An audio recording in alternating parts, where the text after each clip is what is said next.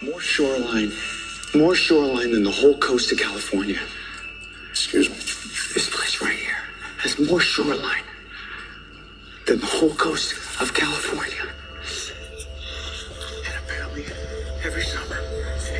Hang on.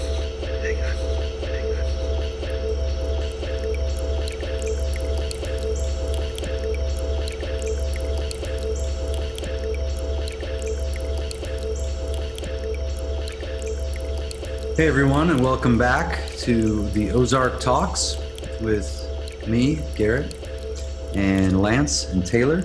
Welcome, guys. Hey, everybody. Hello. And today we're going to get into episode 3, My Dripping Sleep. And right away about this episode, I noticed that I hadn't paid attention to the title before. I hadn't given it any notice or seen how it connected to the rest of the episode. So we'll talk about that after we go into some of the content, but I wanted you guys to keep that in mind, My Dripping Sleep. It was a fun title to go along with the content. So the opening scene was a boy laying down, looking up at the sky. Was Jonah. It was Jonah laying down, just looking up at the sky, drifting off. And then you suddenly hear Marty arguing with the movers. The movers are all on the movers are there, and they've unloaded everything onto the lawn. Example, I want you to tell me one example of someone who said, we'd like you to take everything that we own and dump it on our front lawn. Just make sure you don't put anything on the inside of the house. You give me one example of that and I'll drop it. So Marty tries his negotiation there, and it fails. So we see a little bit of failure going on there, and then there's also a mention that they forgot the toy chest. So there's a little bit of that end of childhood theme coming up again, and a non-transcendent viewer might write that off as just, triggering our emotions about Charlotte and her growing up, but it's actually referring to Marty growing up in a certain sense too. Because what battles, he's realizing what battles he can actually win and how to win them, and what ones are just worthless. And this one with the movers is completely worthless. They stonewall him. And they say, oh, you can file a complaint. And he says, well, show me one time when someone has called you up and said, I want you to come and pack my stuff in my house and unload it onto my lawn. Don't put anything in the house.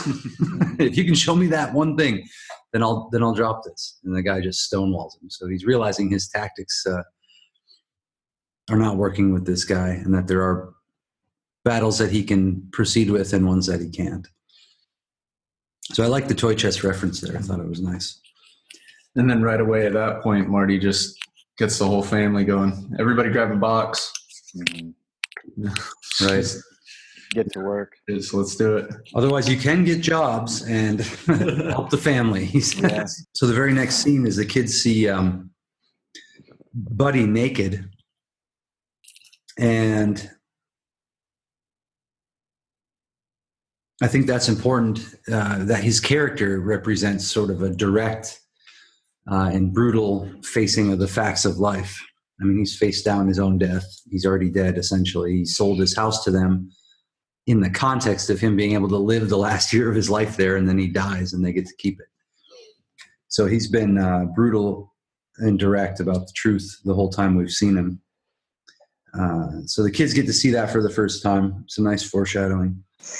Boy, buddy, any chance you could start throwing on some trunks? You got people in the house now, kids. No. So the next thing that happens, we see Marty training the kids to lie. He's like, okay, so what are we going to say at school about what we're doing here? Mm-hmm. We bought a resort called the Blue Cat. Yeah. And at one point he says something along the lines of, hopefully we're only here for a few months. Mm-hmm.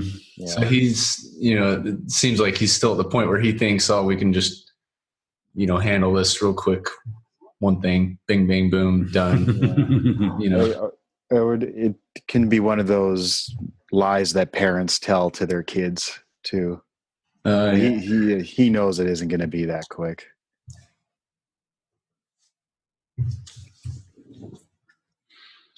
And then there was that little scene where Charlotte asks why the mom told her the truth about the dad laundering money. And she says, did you want us to turn on old Marty here?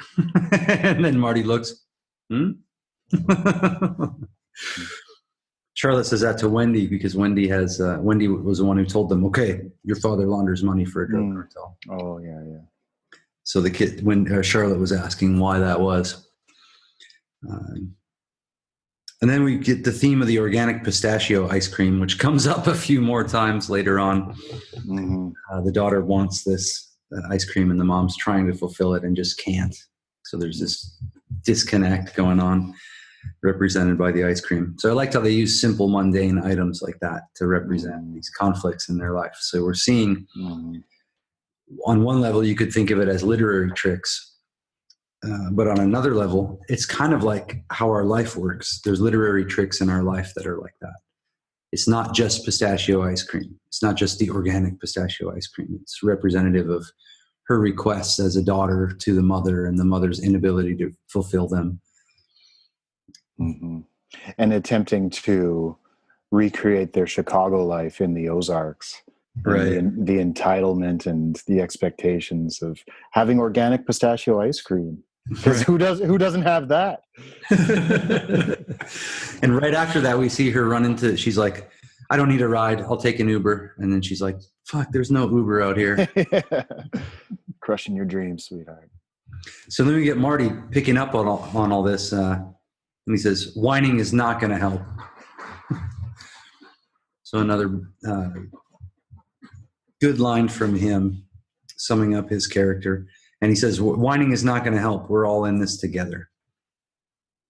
And he's just solid. Regardless of what has just happened, he just picks it up solid every single time. So next we end up at the Langmores.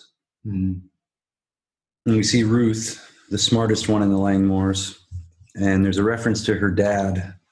Oh no, is this where Ruth comes into the Blue Cat? No, I think that's later. We just see her talking with Russ and stuff, right? Yeah, she basically tells the other Langmores, she convinces them that it's in their best interest not to spill the beans about Marty and his 8 million or whatever, which we'll see later. She needs that to be a secret that only she knows, so she can use that in negotiations with Marty. Right.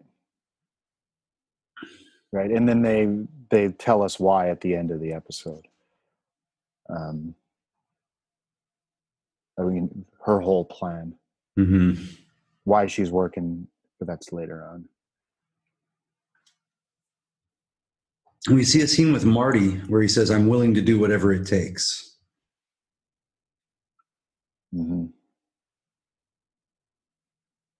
then he asks, what do we have? This is when he's at the Blue Cat, and he asks Rachel, what do we have here that no one else has? And she just makes fun of him. And then he goes through exactly how he's going to drive traffic and make the business work. So he's just demonstrating his skills at being able to do that, where he shines. And while he's explaining that, she looks at him and says, "Are you high?" He's like, "What?" She's like, "Your eyes."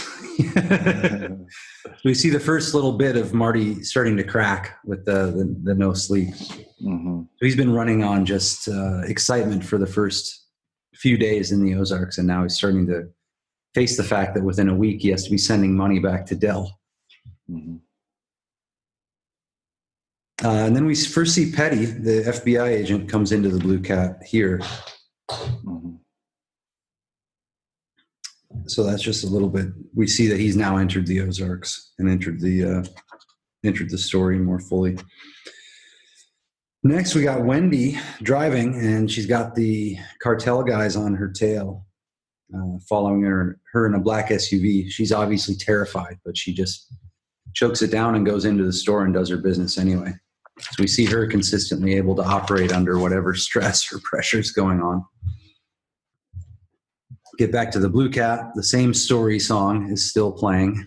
And this is where Ruth comes in and gets a job. And forgive the pun, but she's absolutely ruthless. Yeah, she tells Marty she's not leaving without gainful fucking employment. So we see her, she's observed how Marty operates, and she uses his ways against him here. Yeah, she's very adaptive. She's a lot like Marty. She's a character who's going to escape her upbringing, her orbit. She's graduating into a higher level of operation in her life. She doesn't know it yet. Right.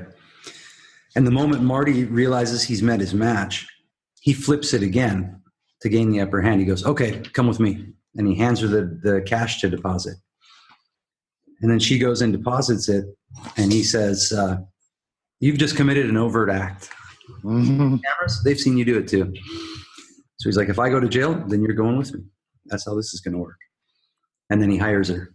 He said, you want to wash dishes for minimum wage? Be my guest. Does that mean I'm hired? She says. Yeah.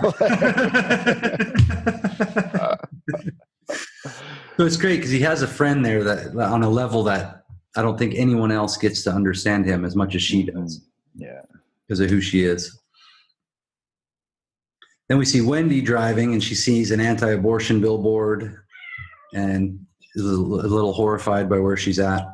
And then she sees the Durwoody Realty on a bench. So she's getting her instructions from reality now. The bench where she stops has the Realty place on it, which will become important later. And that's where she's going to get the house. That's where she's going to get her work going and her ability to help out. Charlotte goes to the job interview, and it seems to be going well. And in the middle of that, she sees Wyatt outside and runs up and punches him in the face. Mm-hmm. So we're getting to see all the family kind of stand up. Next, we get to see what's going on with Jonah watching the cartel murders on his laptop, and Marty walks in and says, "Looking at porn, buddy?" Mm-hmm. Yeah. Which he's not. Wendy couldn't get the ice cream, so we find out about that. Then we see Wendy and Marty in bed, and Marty's facing that the Blue Cat is not gonna cut it for washing the $8 million. Yeah, throughout this, they're consistently. Marty steps up in those awkward moments with his kids and represents himself as a good dad. Mm-hmm. Each time with Charlotte, he's like, "Oh, each time, nice punch there." Like he just absorbs what happened. Like, whoa. Yeah. And then Marty walks in. He's like, "It's okay, just coming to say hey here." Yeah. So then we get to the Langmores. Wyatt's got the black eye, so this is going to propel the story a little further. Ruth is absolutely accepting of all situations. That's what's differentiating her than the rest of the Langmores, is that she just accepts what is very quickly and then operates within that. Yeah. So we get a transcendence or an adventurer depiction with her, no matter how low she's gotten or what she has to go through or the bullshit in her life. She just deals with what's exactly happening around her. Yeah. Which is different than the way her brother or uncle Russ and the FBI agent, the way they enact their drama is much different than Ruth and Marty's family.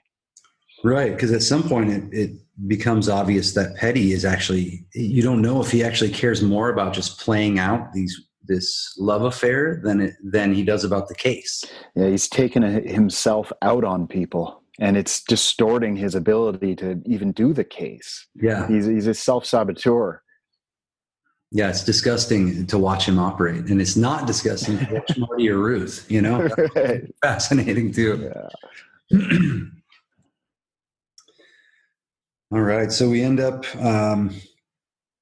Wyatt was up there reading, and he's reading a book by a guy who wrote the movie script for Moby Dick, which I thought was a pretty interesting and key reference there.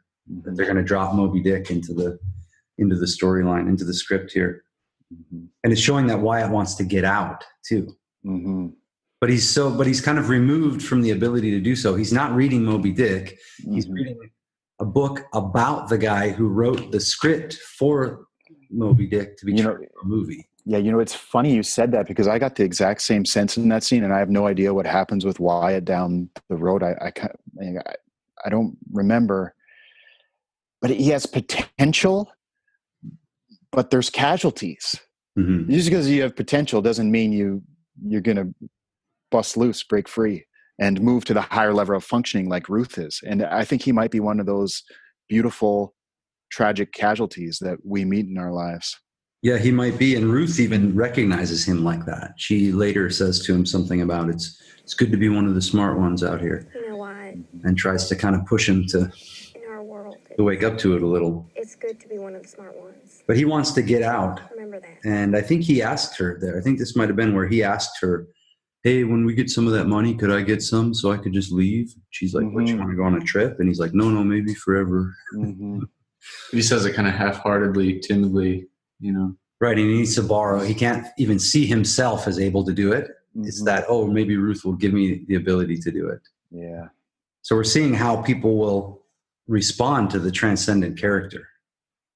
It's really a lack of character. It's a person who shows up in the person is there in the circumstances, and their character is just a function of the circumstances. So they can actually function. They're not getting in the way of it.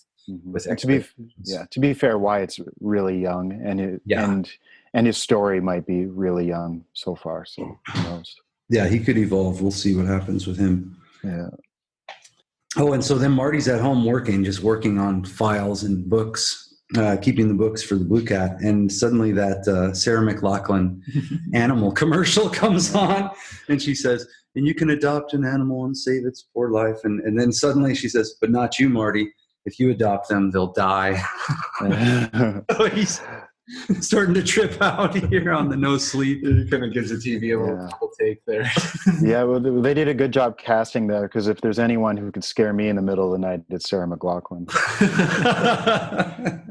It was a horrible commercial, and we all know those commercials are designed to make you feel like shit. Yeah. But Marty's getting mirrored by the TV because he's thinking about his family, obviously. Oh, look what danger I've put my kids in. And Sarah McLachlan's rubbing it in by telling him if he adopts the pets, they're going to die. Yeah, that's a really good unspoken theme throughout, is adopting the pets, and his son comes to have relationships with animals, and his relationship with Sarah McLachlan, the animals, and his son getting to know nature and the animals and death in that way. There's a mirroring there between him and his son taking place. Mm-hmm. And then it cuts to Buddy coughing. He hears Buddy coughing, and he goes up to the door to check on him, and doesn't open the door, but we see him cognize what's going on. So he becomes aware of death just lurking all around again. Mm-hmm. And the next thing we see is Wendy seeing the deer getting eaten by vultures in the yard. And of course, she freaks out and runs out and chases the birds away. And this is a hilarious scene, because Marty goes and gets the wheelbarrow from Buddy, puts the bloody, cut up deer into the wheelbarrow, and the FBI pull up with the wheelbarrow right there. So he tells the story to the FBI about Bruce, about the phone call, and he says, oh, I was telling him I'm dissolving the business. And he'd been speaking in Spanish lately, and I wondered what the hell's going on. So he lies to the FBI, and he denies witness protection. And Wendy and Marty stay solid together here. And they totally had an opportunity there, or at least a perceived opportunity, to kind of give up and put it in someone else's hands, say, come protect us, And at this point also, we realized Marty had no idea that Bruce was talking to the feds. Yeah, that was, and I don't know if that really gets covered later on. They get into it a little more later. He discusses it, how much bravado, or earlier maybe, he discussed with how much bravado Bruce was presenting his case. And then it makes you look at that moment when I don't know if they do a flashback or not, but when Bruce is getting killed and he looks to Marty and he's like, I didn't mean for this to happen. Like, I didn't think anyone would get hurt. It's totally in a different light. Yeah. Because he knew he was trying to get out of it with the feds. And steal money at the same time. Right. That was the problem. Yeah. It's all, Bruce got in a little deep in every angle. And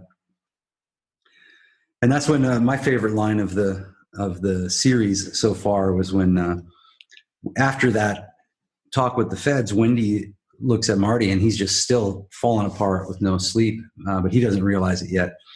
And she says, are you okay? And he says, what did he say? I'm getting comfortable with betrayal. Mm-hmm. Mm-hmm. I'm getting used to betrayal. So there's this, it's not, I'm dealing with betrayal. It's like, I've accepted betrayal now as a thing. Mm-hmm. He's learned to digest it to some degree. Yeah. So that is an extra step that most shows won't take, most people won't take, is a lot of people will reluctantly deal with things that they don't like, but there's this, I'm getting used to betrayal. You know, I'm getting comfortable with that now. Okay, that's not going to surprise me anymore. I'm unafflicted with that. Yeah. How many times can you be betrayed and be surprised by it? Right. So right after this, Ruth gets confronted at the Blue Cat by Rachel.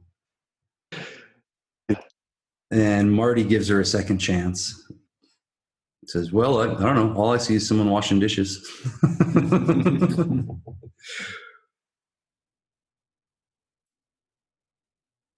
Then Bobby Dean shows up to get gas in his boat, and he thinks he's one-ing up Marty here. He really tries to dominate him. And Marty just stands there. And I was going to say stands there and takes it, but he doesn't even take it. He just stands there and watches it like a nasty plume of smoke blowing by. Yeah, like a wasp just buzzing around him. And the most hilarious thing is Bobby Dean gives Marty all that he needs in that one scene to go after him. All he had to do was just not come by or not be a dick, and it may not have gone that way. Yeah, it's true. And we also see Marty's patience here and his assessment, his ability to assess things. He knows that it's not the time to go up against him standing there on the dock. There's nothing to be gained by that. So Marty's not involved in it on trying to explain or defend himself.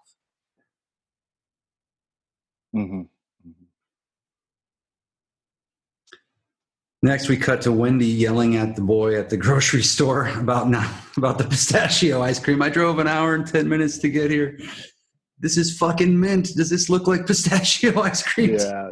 He's like, oh man, you must have made a mistake.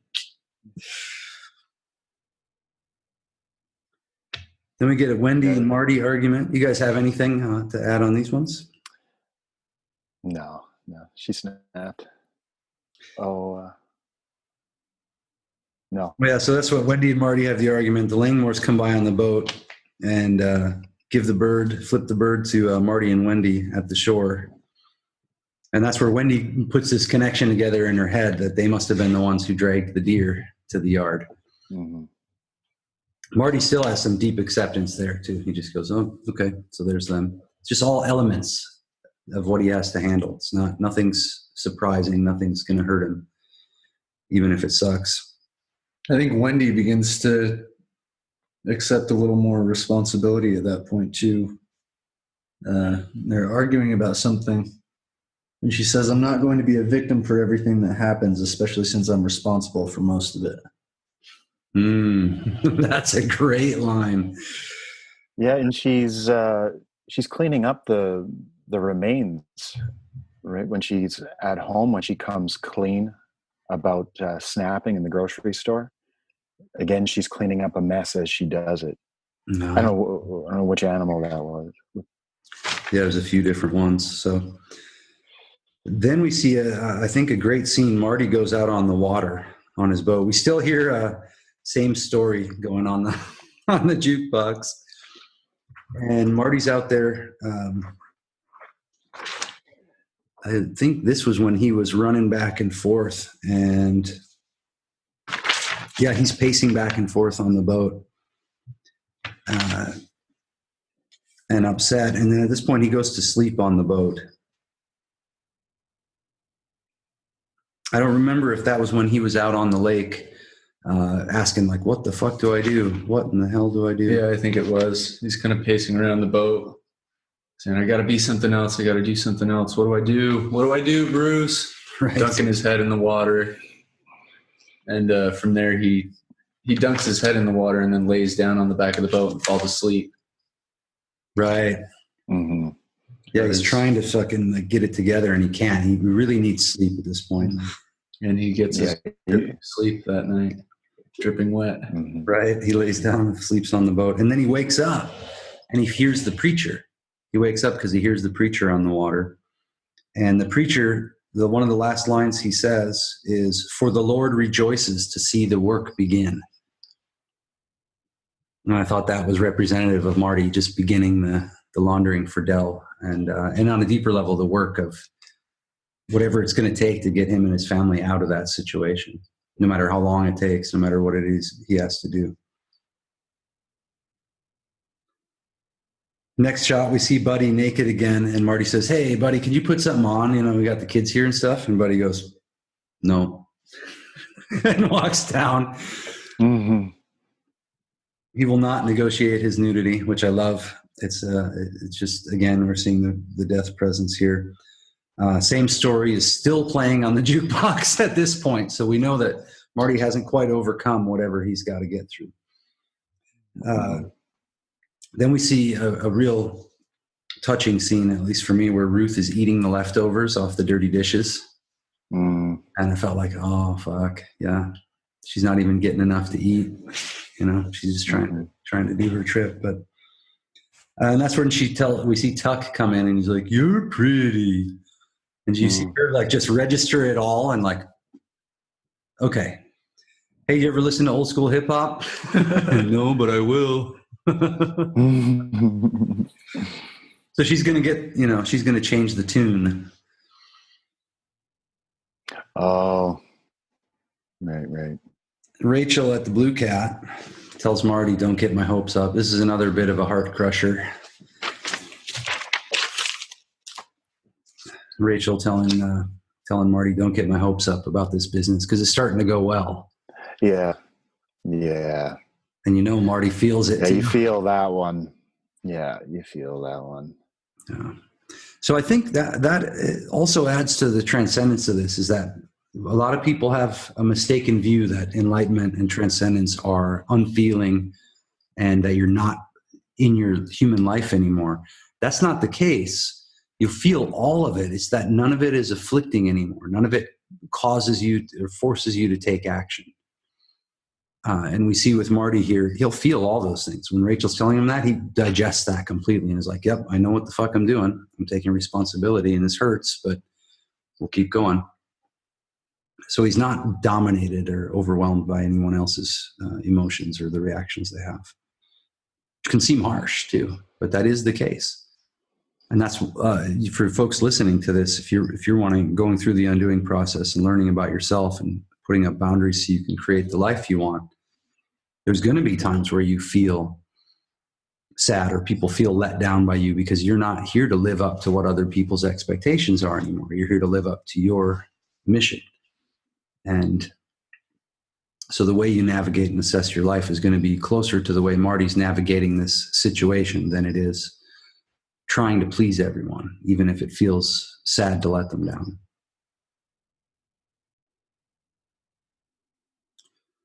Wendy is on the phone in the next scene, and she sees the dead possum.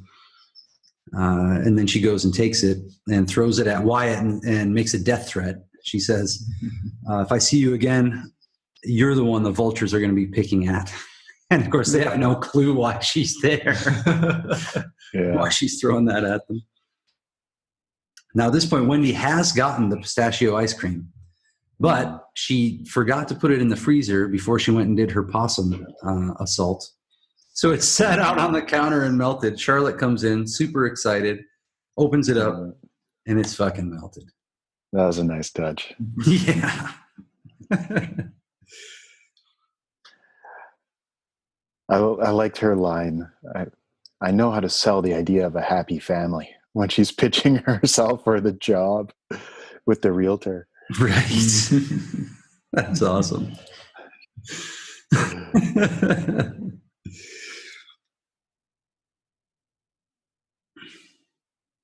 And we see Charlotte after that ice cream, she's sad and sitting there on the lake, but she's like texting or talking to her friends and telling them everything's okay. Yeah, she's doing like a Instagram post saying like, you know, one of those kind of like, life on the Ozarks, hashtag blessed. Yeah. So there's two aspects of that. One is that she's trying to get herself to feel better and you know, put on a show for other people, but she's also seeing the beauty of where she is, because there was something that got her to look at it. And she's stepping forward and taking responsibility for her state, realizing it's not the fucking ice cream that's going to help. Mm-hmm. Yeah. And we still hear more Bob Seger here. And I think Wendy asks Marty, do you like Bob Seger? He's like, if I did before, I don't anymore. Oh, and then we messed it up. But this is where we see the scene where Marty's on the boat again, and he's saying, I got to be something else. And he says, I got to take the fight to them, get dirty. And I think that's where that's where he breaks through, is I have to take the fight to them. This is when he was on the boat? He went back out on the boat, I think. Or this could be that he's repeating these. These are themes of this episode. Right. So at this point, he goes to the strip joint and secretly buys a lap dance to get info on Bobby Dean. So by getting dirty for Marty, he doesn't mean violating his own mission or his own standards. What it means is going into the fucking thick of the place and playing the game the way they're playing it. Because he still operates completely cleanly, even though he's going to the strip joint at this point. Yeah, learning about it, exploring it, and then mastering it because of his natural gifts, which are money and negotiation. Yep. So she goes in to get info, and he tells the woman, just dance facing away from me just like this, or dance facing toward me just like this, and then I have some questions, and that's it. And he's hands off completely. Now, what's really awesome is the next scene we see is Petty with the hooker, with the male prostitute. So we see Marty with the stripper being totally hands off, and now we see the Fed with the male prostitute, basically, essentially raping him and forcing him and fucking him up, and it's a nasty scene.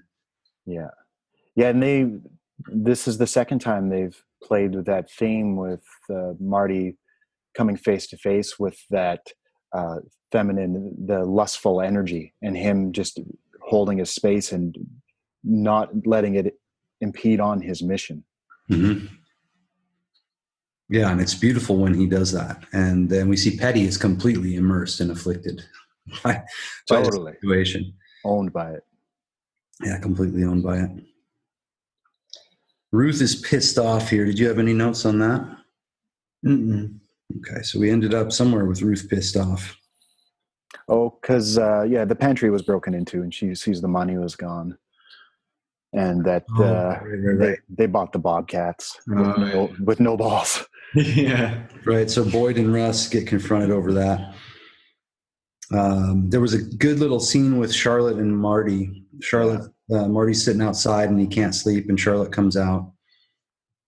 And then he tries to go to sleep on her. Like he's so desperate for sleep. He leans over and puts his arms around her, and she gets up and he's like, where are you going?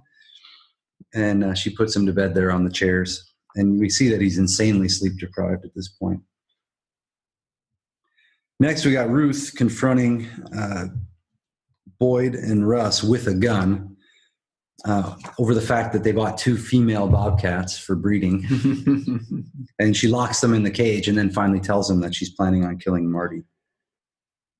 Yeah. She has a secret mission, but we'll see how that plays out. Well, and at the very end, we hear hip hop coming from the Blue Cat.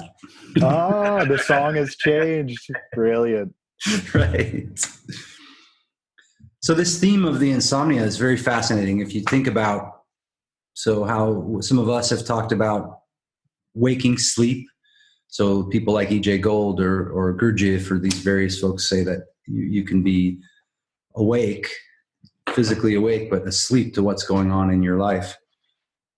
I think this is an episode where where the metaphor of the insomnia is Marty has been now facing down the truth, and on so many levels. He's evolving and transcending it so much that his circuits are starting to fry. So finally, at the very end, we see it's Charlotte that gets him to finally get the deep rest. His daughter is okay with him, and she's been rejecting him from the beginning of the episode. She's rejecting Wendy. She's rejecting him. Jonah's still on board. Everything's okay with him. We'll deal with him later. But Charlotte was pissed. And at the end of this episode, she is the one who can comfort, and Marty can finally rest because Charlotte's okay. So that didn't hit me at first, but now I'm feeling it completely, where Totally. it wasn't until he knew that everybody else was going to be okay that he could finally get some rest. Yeah, that was beautiful. So a really nice episode. A lot of transcendence exhibits going on in there. Well, and we see later with Boyd, we do see Boyd as, I think, a more compassionate character than at first glance, but we'll get into that when we get there. But yeah, if you watch Boyd, there's differences between him and Russ too, and both of them have some interesting qualities, let's say, but they are completely locked into this life in the Ozarks. Mm-hmm. It and them are somewhat the same. All right, folks. So thanks for jumping in and listening to episode 3 of the Ozark Talks. And if you have questions or things you saw on the show that we didn't mention, we'd love to hear from you guys. So you can put that in a review, or you can send us an email, or you can put it in comments on the post where this episode is also posted at radicalundoing.com/blog. And then just find your way to the Ozark Talks number 3. All right. See you again for episode 4. Enjoy. See a pair of balls on either of them?